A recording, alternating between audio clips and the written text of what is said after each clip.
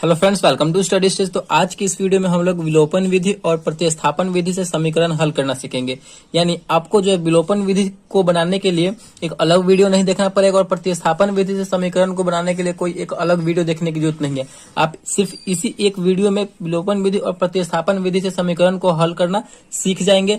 बहुत ही इंपॉर्टेंट है विलोपन विधि और प्रतिस्थापन विधि, क्योंकि आपकी 10th क्लास के एग्जाम में 100% चांस रहता है कि विलोपन विधि और प्रतिस्थापन विधि से क्वेश्चन पूछा जाता है और वो क्वेश्चन 5 नंबर का होता है। ठीक, और दोनों को बनाने के बाद लास्ट में हम ये भी जानेंगे कि विलोपन विधि और प्रतिस्थापन विधि दोनों में क्या डिफरेंस है, क्या अंतर है। ठीक, तो चलिए सबसे पहले हम इस समीकरण को जो दिया हुआ है, इस समीकरण को हम विलोपन विधि से सॉल्व करते हैं। तो ये हमारा पहला समीकरण क्या है, 3x + 4y = 10, यानी हमारा ये पहला समीकरण हो गया। और ये दूसरा समीकरण है 2x - 2y = 2, यानी हमारा ये दूसरा समीकरण हो गया। और इस समीकरण को जो है हम किस विधि से बनाएंगे, तो विलोपन विधि से बनाएंगे। तो चलिए समझते हैं कि विलोपन विधि में हमें क्या करना होता है। देखिए, विलोपन विधि में जो है आपको कोई एक पद यानी एक टर्म जो है कैंसिल करना होता है। जैसे कि यहाँ पे दो वेरिएबल दिया गया, एक x वाला है और एक y वाला है, दो वेरिएबल है। तो किसी एक वेरिएबल को आपको यहाँ से लुप्त करना रहता है। विलोपन का मतलब क्या है, विलोपन कर देना यानी छुपा देना। तो हमें यहाँ से कैंसिल करना रहता है किसी एक वेरिएबल को, या आप x को कीजिए या फिर y को कीजिए। ठीक, कैंसिल आउट करना होता है। तो हम कैसे करेंगे, यहाँ पे 3x है, नीचे में 2x है, इसमें y वाले में 4y है और नीचे में 2y है। तो हमें कैंसिल आउट करने के लिए एक मतलब समीकरण जो वेरिएबल है वो सेम होना चाहिए। यानी यहाँ पे 3x है तो यहाँ भी 3x होना चाहिए कैंसिल करने के लिए। अगर इसमें 4y है, इसको कैंसिल करना y वाले को, तो यहाँ 4y है ना, तो यहाँ भी हमें 4y करना होगा। मतलब इस टाइप से हमें करना है। तो आप x और y दोनों में से किसी एक वेरिएबल को कैंसिल कर सकते हैं। तो चलिए हम यहाँ पे x वाले टर्म को कैंसिल करते हैं। देखिए यहाँ पे 3x है, यहाँ पे 2x, दोनों तो सेम है नहीं। तो हमें सेम करने के लिए क्या करना होगा कि जो ये वाला नंबर है इसको हम ऊपर में गुना कर देंगे और इसी नंबर से हम नीचे में गुना कर देंगे, तो दोनों सेम हो जाएगा। 3 से हम नीचे वाले पूरी समीकरण 2 में करेंगे तो 3 दूना 6x हो जाएगा, फिर पूरे में हो जाएगा। फिर 2 से करेंगे तो 3 में करेंगे तो 2 3 6, यानी हमारा ये यहाँ पे सेम हो जा रहा है। तो कैसे कर देंगे, इस 2 से हम समीकरण 1 में 2 से गुना कर देंगे और समीकरण 2 में हम 3 से गुना कर देंगे।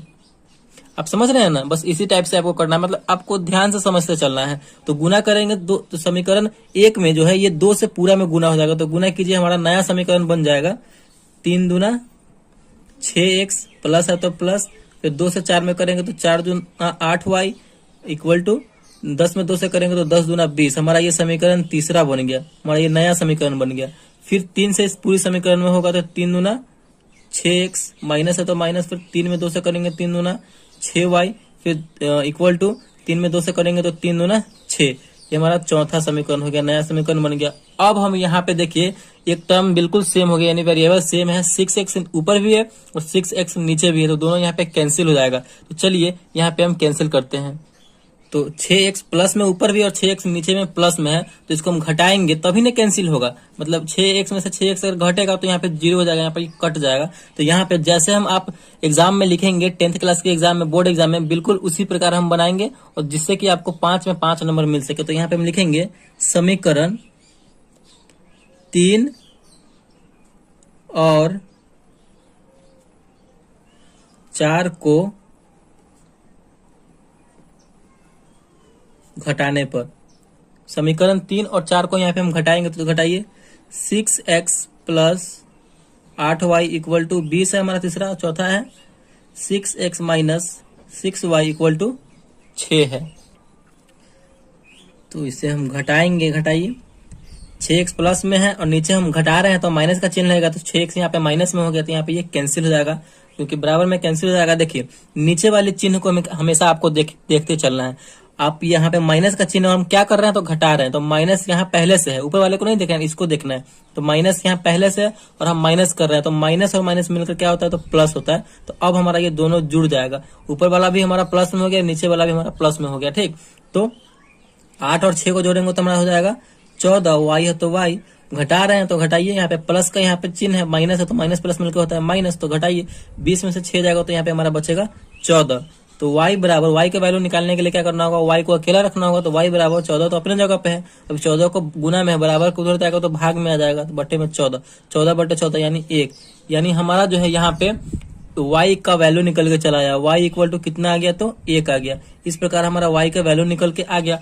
अब हम इसी y की मदद से समीकरण 1 में या फिर समीकरण 2 में y का वैल्यू रख देंगे तो हमारा x का वैल्यू भी निकल कर चला आएगा। तो चलिए हम समीकरण 1 में आप या फिर 2 में किसी में भी रख सकते हैं। तो समीकरण 1 में हम इस y का वैल्यू रखते हैं।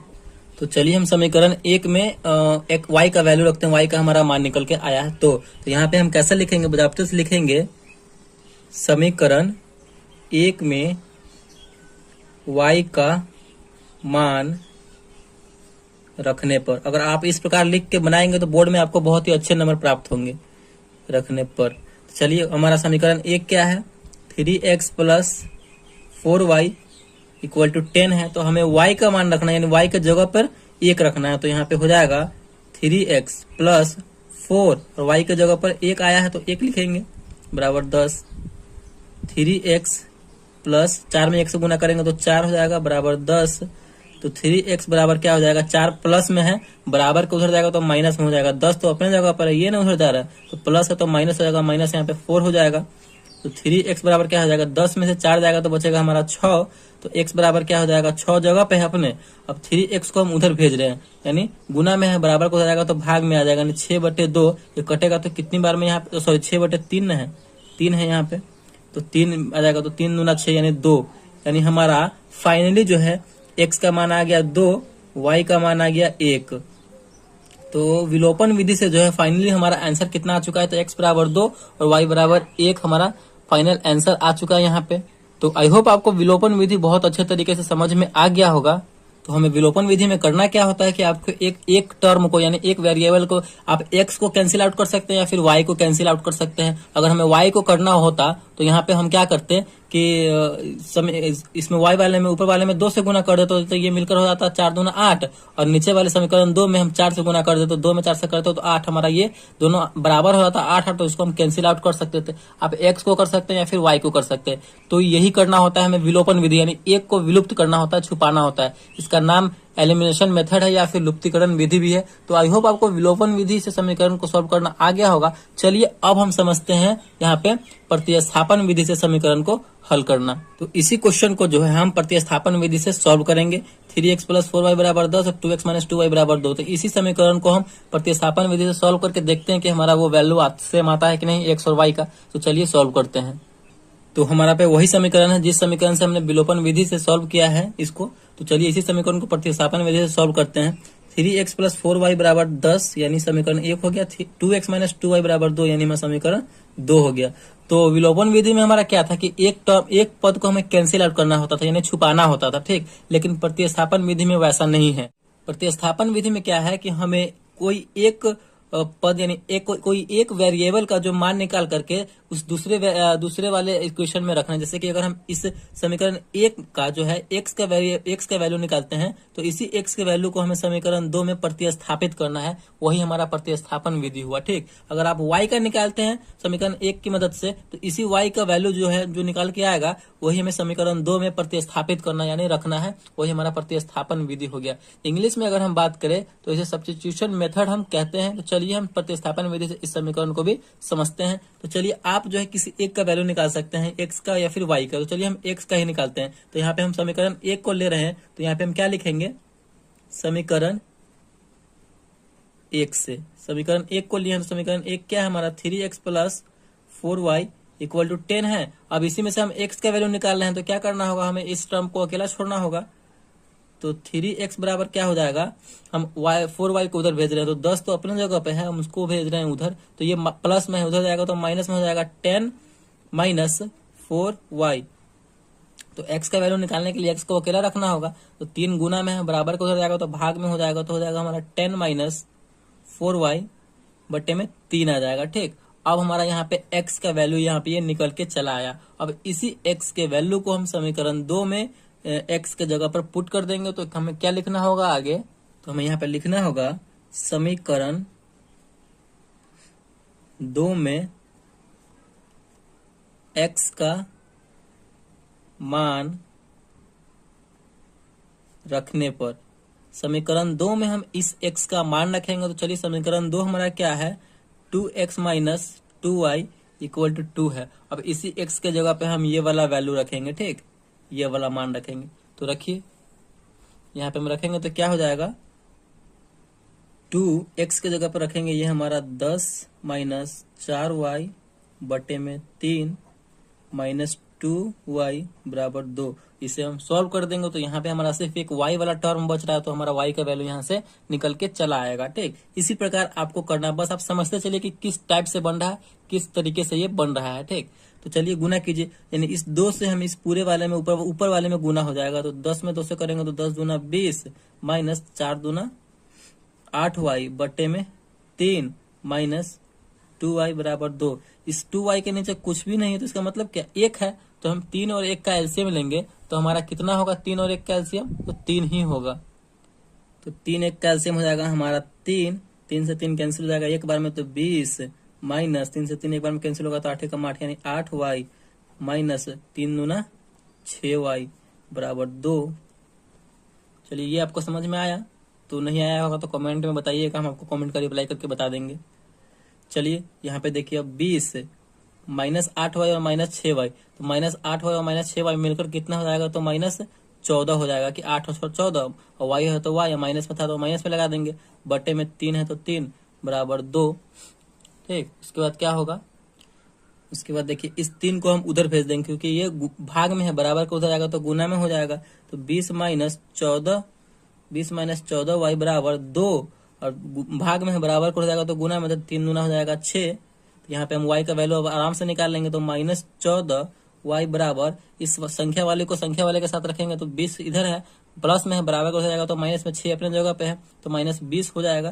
तो यहाँ पे देखिए माइनस 14y बराबर क्या हो जाएगा, माइनस 14, क्योंकि 6 में से 20 घटे, कम में से ज्यादा घट रहा है, तो यहाँ पे माइनस में आंसर आएगा। तो माइनस इधर भी है, माइनस इधर भी है, बराबर के दोनों ओर माइनस है, तो माइनस माइनस कैंसिल हो जाएगा। तो यहाँ से हमारा y का वैल्यू निकल के चला आएगा, y बराबर, y का वैल्यू निकालने के लिए मैं y को अकेला रखना होगा, तो 14y है, तो y बराबर क्या हो जाएगा, 14 तो अपने जगह पर, इस 14 गुना में लगा हुआ है, बराबर के हो जाएगा तो भाग में हो जाएगा, 14 बटे 14 कितनी बार में कटेगा, 14 से भाग देंगे तो एक बार में कटेगा। तो यहाँ पे हमारा फाइनली जो है y का मान निकल के चला आया। तो y का मान जैसे ही निकल के आया है तो हम समीकरण 1 में 2 में या फिर किसी में भी रख देंगे तो हमारा x का मान भी निकल के चला आएगा। ठीक, तो यहीं पे आपको सॉल्यूशन उसका बना के दे रहे हैं। समीकरण 1 में यहाँ पे लिख सकते हैं आप, समीकरण 1 में y का मान रखने पर, तो समीकरण 1 में हम y का मान रखें, समीकरण 1 है हमारा 3x प्लस 4y बराबर 10। आप किसी में भी रख सकते हैं, 1 में भी रख सकते हैं, 2 में भी रख सकते हैं। तो चलिए 3x प्लस 4, y की जगह पे क्या रखेंगे, 1 रखेंगे, क्योंकि y का मान हमारा 1 आया है, इक्वल टू 10। 3x बराबर क्या हो जाएगा, देखिए 3x बराबर हम उसको देखिए इस संख्या में 4 में 1 से गुना करेंगे तो 4 हो जाएगा, तो ये संख्या वाला इधर है और संख्या वाला भी इधर, तो संख्या वाला को संख्या वाले के साथ रखेंगे, 4 उधर चला जाएगा तो 10, और माइनस में 4 हो जाएगा, क्योंकि ये प्लस में है, बराबर को उधर जाएगा तो माइनस में। तो x बराबर क्या हो जाएगा, x का मान निकालने के लिए x को अकेला रखना होगा, तो 3 को हम उधर भेज देंगे, 10 में से 4 गया तो 6, और बट्टे में यहाँ पे भाग में चला जाएगा, क्योंकि यहाँ पे जो है 3 गुना में लगा हुआ है, बराबर को उधर जाएगा तो भाग में हो जाएगा, तो 6 में 3 से भाग दे देंगे, तो यहाँ पे हमारा कट के आ जाएगा 6 बटे 3 यानी 2। फाइनली जो है हमारा x बराबर हो जाएगा 2 और y बराबर हो जाएगा 1, यानी हमारा यहाँ पे प्रतिस्थापन विधि से भी हमारा वही वैल्यू आया, x बराबर 2 और y बराबर 1, और विलोपन विधि से भी हमारा वही मान आया था, x बराबर 2 और y बराबर 1। तो इसी तरीके से हम विलोपन विधि और प्रतिस्थापन विधि को सॉल्व करते हैं। अब समझते हैं कि विलोपन विधि और प्रतिस्थापन विधि में अंतर क्या है। देखिए विलोपन विधि में क्या करना होता है कि विलोपन विधि में हमें एक पद को यानी एक वेरिएबल को आपको विलुप्त करना रहता है, यानी छुपाना रहता है। विलोपन विधि का मतलब ही वही है, यानी एलिमिनेशन मेथड, यानी हम आप एक्स को कट कर दीजिए या फिर वाई को कट कर दीजिए, जो आपको मतलब, लेकिन दोनों सेम होना चाहिए। ठीक, और प्रतिस्थापन विधि में क्या होता है कि आपको किसी एक का वैल्यू निकाल करके, किसी एक या टर्म का यानी एक्स का या फिर वाई का वैल्यू निकाल करके दूसरे समीकरण में प्रतिस्थापित करना, यानी उसका मान रखना, वही हमारा प्रतिस्थापन विधि हुआ। विलोपन विधि में आपको छुपाना है और प्रतिस्थापन विधि में आपको उसका मान उठा करके दूसरे समीकरण में प्रतिस्थापित करना है। बस यही डिफरेंस है प्रतिस्थापन विधि और विलोपन विधि में। एकदम 110% एग्जाम में पूछा ही जाता है, तो दोनों को अच्छे तरीके से आप समझ लीजिए। तो आई होप वीडियो आपको बहुत अच्छे तरीके से समझ में आ गया होगा और विलोपन विधि और प्रतिस्थापन विधि से समीकरण को हल करना सीख गए होंगे। तो वीडियो अगर आपको अच्छा लगा और पसंद आया तो प्लीज वीडियो को एक लाइक कीजिएगा, और चैनल पर नया है तो चैनल को सब्सक्राइब जरूर कीजिएगा। Thank you.